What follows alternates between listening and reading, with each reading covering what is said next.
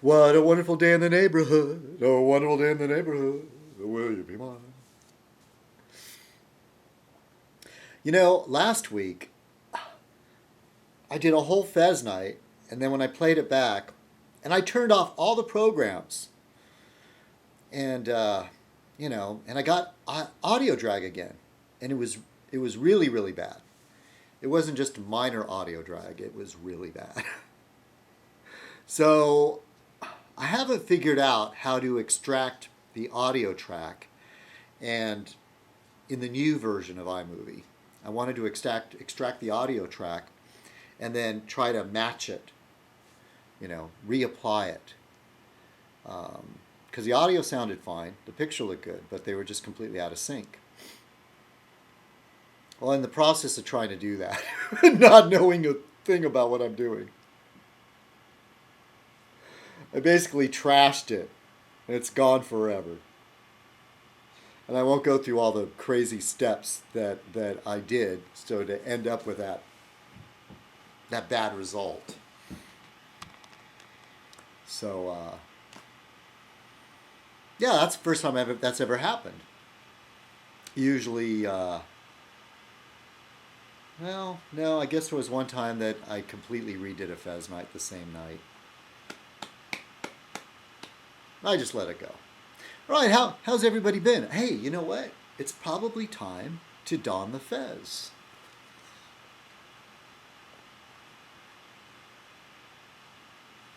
Greetings, fellow citizens. This is Citizen Kong, and welcome to another Fez Night. Tonight's Fez Night shall be called Mind If I Fez? I think that's one of my more clever ones. I'm wearing a fez, and I'm wearing a shirt with a fez on it. Yeah, since it's summertime, YouTube has been been fairly boring. I don't even have a full cup. It's been one of those really weird days. Okay, I'll admit it. Should I share that with you? Yeah, I got caught up today on a whim. I guess because I've been working and my confidence is coming back. Confidence in the real world. And I've had friends say, "Oh, now you should do it. You should do that." So I found a website called OkCupid. Somebody else told me, "Go to Adult Friend Finders." About, just getting laid, getting some social action going. And apparently, I guess it's not as embarrassing or shameful, I guess, or as embarrassing to say to somebody, "Oh yeah, no, I met that person, through a dating website or something like that." I don't know. I think it's still a little bit. I'll admit, back in the days before the computers, when I'm in my early 20s, I dated a few times through the local newspaper. The Reader had a pretty decent, find a friend, find a partner kind of thing. And what they had was mailboxes with audio, so you could leave an audio clip, and it would be a code in the paper and a brief description. And I ended up going on about, I think, 3 or 4 blind dates, which none of them worked out. I'll tell you quickly about one. So I was already in my late 20s. I wasn't really, maybe I was over 30. I think I might have been 30, around then. And I went out with this gal we met at the one of the local bars here. I should even say it. What's it called? something to do with Lance. The Lance? Oh God, I completely forgot the name of the bar. Well, who cares? Anyway, I met her, and she was good looking, and she liked to drink, and we proceeded to drink, and but she was still really into the whole club scene. That's where raves were really popular. Where raves were starting to become like that was the thing. And she said she was going to a rave, and she asked me if I wanted to come along.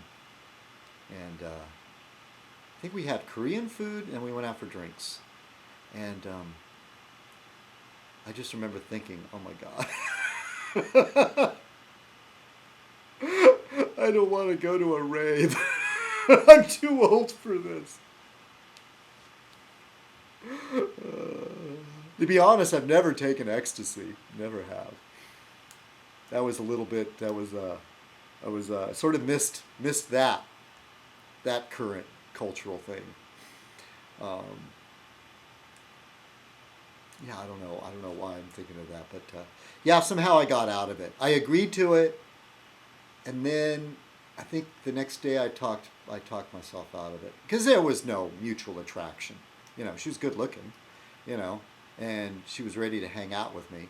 But boy, she was something. She was really like, she was like a party girl, man. She just wanted, you know, somebody to just go do these things with. Go to raves, go to concerts, you know, go to parties. And I've always been kind of an introvert. And so my friend Christina, who I had a major crush on, she's the one that introduced me to the whole dive bar scene and all that. And God, what am I thinking about this stuff for? I haven't had any lunch. I got stuck on this website, OkCupid. Yeah, I can't really date a social butterfly. I can handle it for a while, but I just can't keep up in the long term. That's why my last girlfriend was such a homebody, such an introvert. That's probably why it was my relationship that lasted the longest, was because she just, the only things we would do were just me and her. But that kind of suffered too, because every now and then I do like to go to a social scene. I do like to go to a bar where there's lots of people, you know. But I could never, ever get her to do that. Never get her to go out to a place for drinks, stand at the bar and listen to music and see what's going on. Watch people make fools of themselves singing karaoke or something like that. Could never do that with her. And that isn't the only reason why we broke up. She found out what a rapscallion I am. The word. It's funny, you don't go into a relationship like laying all your baggage out on and going, here's this, here's this and this. But little by little, she would find out new things about me. And she would be like,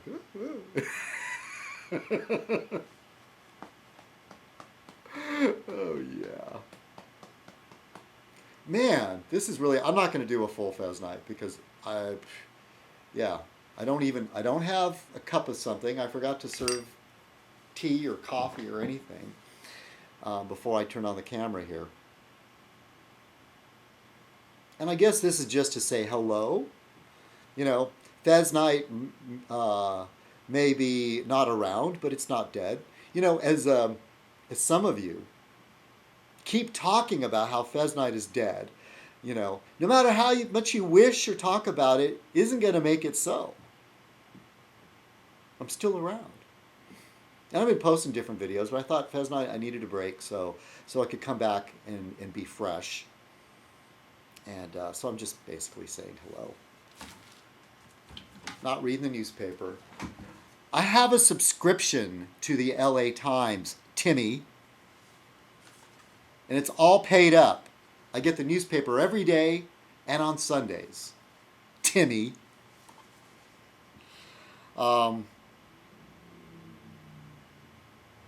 Yeah, I had stuff written down from last week. I was going to talk about the massacre in Norway and Amy Winehouse.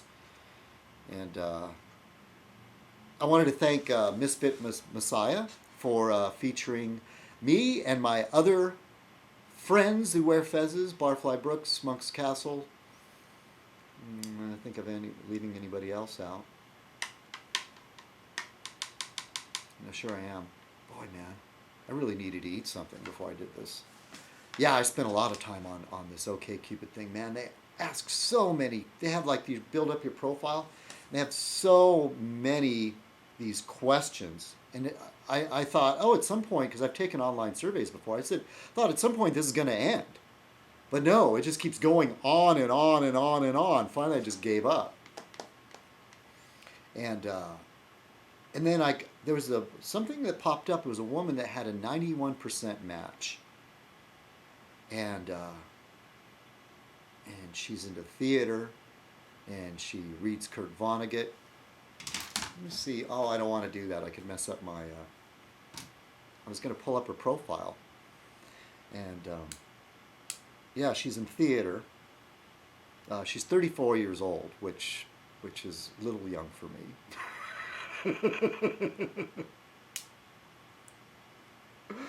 I looked at her photograph, and she has like this big, glorious head of red hair.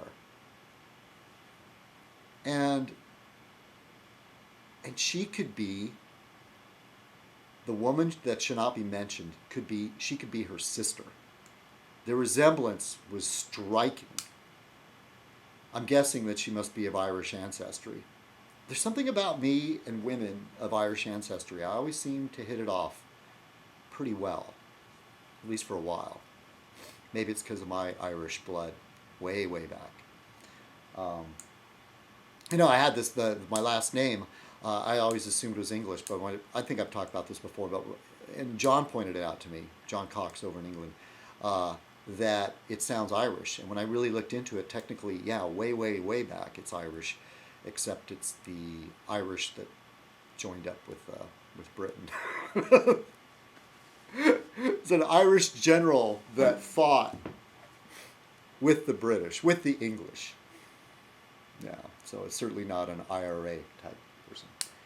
Yeah, I'm having trouble focusing. Yes, I really am. I should have eaten something. So anyway, yeah, this gal on this site is like, whoa. So I sent her a PM.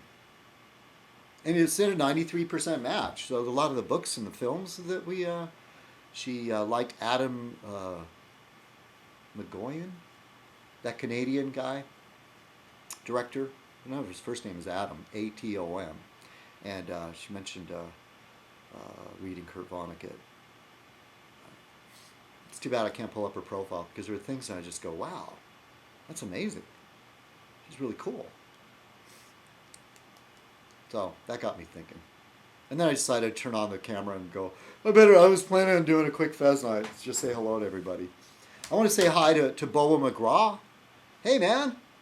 Yeah, Boa McGraw was away he didn't have an internet connection for nearly a month. Man, I'd go crazy. You know how much I depend on the internet. And, yeah, so welcome back, Thomas. Glad to see you're back and watching. And I didn't get a chance. I've been bad about answering the comments, but I would like to see that episode of South Park where they convert a KFC into a marijuana dispensary.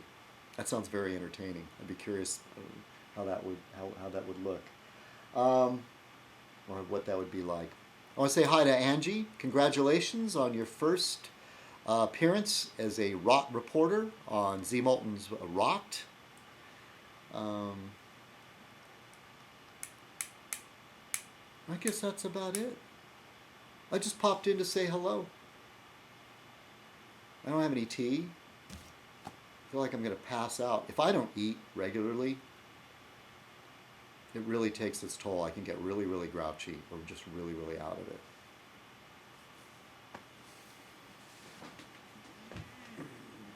And you don't want to know me when I'm grouchy.